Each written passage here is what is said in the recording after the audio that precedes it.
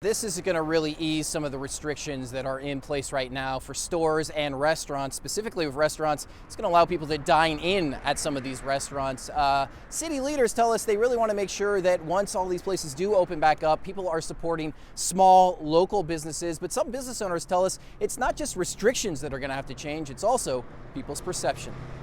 Sacramento County is asking the state's permission to ease COVID-19 pandemic restrictions, allowing more retail stores to reopen and restaurants to offer on-site dining. We do meet the tests. We have enough testing. Our rates of infection, rates of hospitalization remain relatively flat. Sacramento Mayor Darrell Steinberg says the news is encouraging, but he warns it won't be back to business as usual just yet. There are parts of this you can't control, but you can control wearing a mask out in public.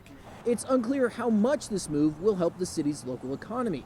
Just because we're allowed to reopen doesn't mean we can actually sustain that unless we can at least make our base amount. You can't go in debt every month and survive. Randall Sellon is the executive chef and owner of the Sellon Restaurant Group.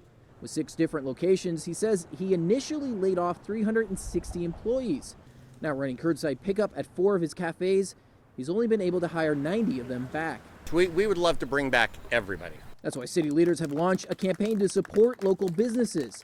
Council member Jeff Harris says about 30% of the city's budget comes from sales tax. As soon as you're able to buy from a local vendor, let's all flood back there and support our local business community, because that is what keeps our city afloat. Long term, Mayor Steinberg says he's still optimistic about the revitalization of the city's rail yard and building the Major League Soccer stadium. There could be some modest timing impacts, but nothing that is going to set us back dramatically. In short term, Sellon hopes entering Phase 2B this weekend could help turn things around. The more guidelines are relaxed and the more people can get in our restaurants, the more people will hire back.